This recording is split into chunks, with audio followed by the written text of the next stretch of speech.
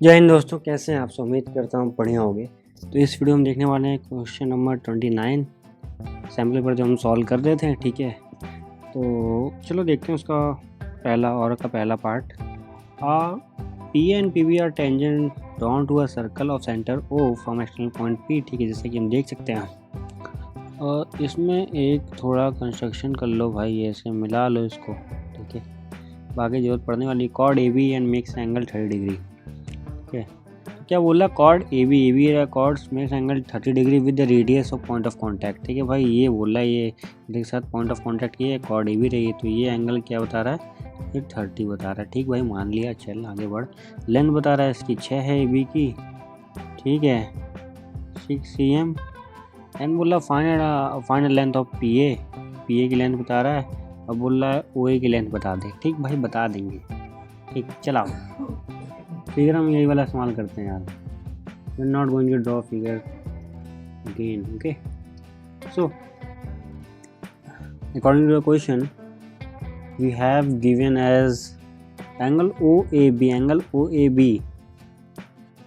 30 degree. Okay, angle OAP की value क्या होती है। देखो, ये अगर पूरा एंगल कंसीडर करोगे ना, कि tangent from external point on a circle. ठीक है, क्या होता है, हमेशा 90 डिग्री होता है। ठीक है, अगर ये उसे जा रहा हो, ये मान लो 90 डिग्री होती है, इतनी बात मान लो। ठीक, बचपन में पढ़ाया गया बहुत बार। ठीक है, angle between tangent and the radius at a point of contact. ठीक है, ये देखो, ये रेडियस है ना, वो ये रेडियस है ना, तो ये क्या हो जाएगा, 90 होगा। ओके, तो एंगल हम पी ए भी निकाल सकते हैं, यहाँ से निकाल सकते हैं। हाँ बिल्कुल, पी ए भी निकाल सकते हैं।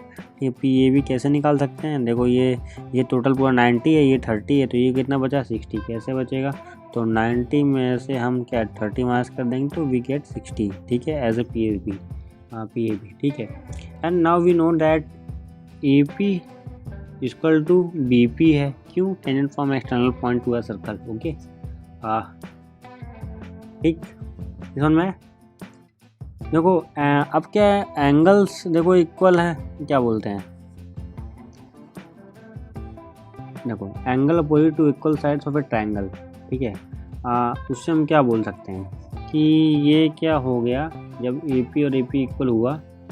ठीक है, तो एंगल पी ए बी और पी बी ए भी इक्वल होगा। ठीक है, बिल्कुल कोई दिक्कत नहीं। अगर तुम चाहो तो ना, मतलब नहीं समझ में आया तो देखो भाई, ये ओ ए बी ले लो, कॉन्ग्रेंट प्रूफ करो, कॉन्ग्रेंट मान लो हो। ठीक है, दोनों ट्रायंगल क्या है, कॉन्ग्रेंट होंगे आपस में। देखो ये कॉमन साइड, ये फिर क्या है, ये एक ये ले लो।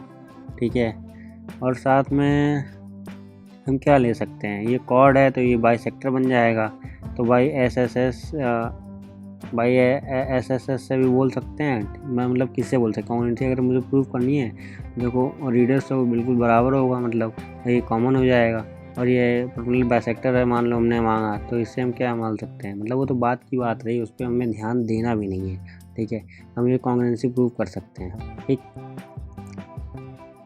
अगला मुझे क्या करना है फिर, या तो फिर देखो ये 90 डिग्री भी है, या तो उससे भी ले लो। ठीक है, जैसे परपेंडिकुलर बाइसेक्टर मारेंगे हम कॉर्ड पे, तो पर उसकी ज़रूरत नहीं है, इससे हम बता देंगे इक्वल एंगल सबटेंड कर रही होगी। ठीक है, एक्सटर्नल पॉइंट से। तो इतना समझ में आया। तो अब देखो in triangle A P B. ठीक है, ए पी बी, अब इस ट्रायंगल में आते हैं। देखो ये हमारा 60 और ये 60 हो चुका है, तो ये भी 60 होगा। कैसे, एंगल्स एंड प्रॉपर्टी से। ठीक है, तो अब लिख लेते हैं angle triangle P A B plus angle P B A plus angle A P B. ठीक है, equal to 180। Angles and property से 60 plus 60 angle A P B की वैल्यू हमारे पास कितनी हो जाएगी, 160 हो। देखो एंगल ए पी बी की वैल्यू कितनी है, 180 माइनस 120, तो हमारे पास कितनी आ जाएगी, 60। तो भाई जैसे हमने ये बोला, तो ये तो इक्विलेटरल ट्रायंगल हो गया। जैसे इक्विलेटरल ट्रायंगल हुआ तो सारी साइडें भी बराबर हो जाएंगी। ठीक है, तो साइडें बराबर हो जाएंगी। तो जैसे ए बी की वैल्यू 6 दे रखी थी, ठीक है, तो वैसे ए पी की वैल्यू भी 6 हो जाएगी। तो ए पी के लाइकवाइज क्या हो जाएगा, देयरफॉर ए पी की वैल्यू हमारे पास कितनी आ जाएगी, पी ए या ए पी बात एक ही है भाई, बात ठीक है। तो 6 सेंटीमीटर समझ पाए, आई होप तुम समझ गए होगे। ठीक है, अरे इक्विलैटरल ट्रायंगल है ना, तीनों बराबर तो एंगल भी तीनों बराबर हो जाएंगे, ठीक है। अरे एंगल तीनों बराबर तो साइड भी तीनों बराबर हो जाएंगी, अगर साइड बराबर हो तो एंगल बराबर हो जाते हैं। तो ये वाला कॉन्सेप्ट है, ठीक है। अब देखो मेरे पास अब ओ ए निकालना है, ठीक है। तो मैं क्या चुनूँगा, मैं कि ये वाला राइट एंगल चुनूँगा, ठीक है। ओ पे राइट एंगल जो कि है हमें पता है, ठीक है। तो इन आर टी एंगल मान लो एंगल ओ ए पी पे, ठीक है। तो मैं एंगल ओ पी ए ठीक, इक्वल टू क्या है, देखो ओ पी ए, ठीक है। अगर मान लो ये परपेंडिकुलर बाइसेक्टर मैं मान लेता हूँ, ठीक है। तो ये 30 हो जाएगा कि नहीं हो जाएगा ये बताओ, ठीक है।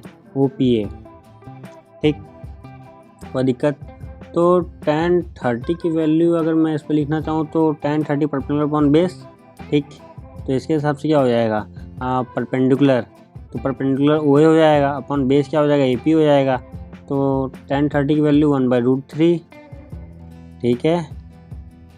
आई होप यहाँ तो कोई दिक्कत नहीं होने वाली है, ठीक। ओ ए की वैल्यू हमारे पास कितनी है, नहीं है, निकालनी है। वो पी ए और ए पी की वैल्यू जो भी बोलो तो देखो 6 है, ठीक है।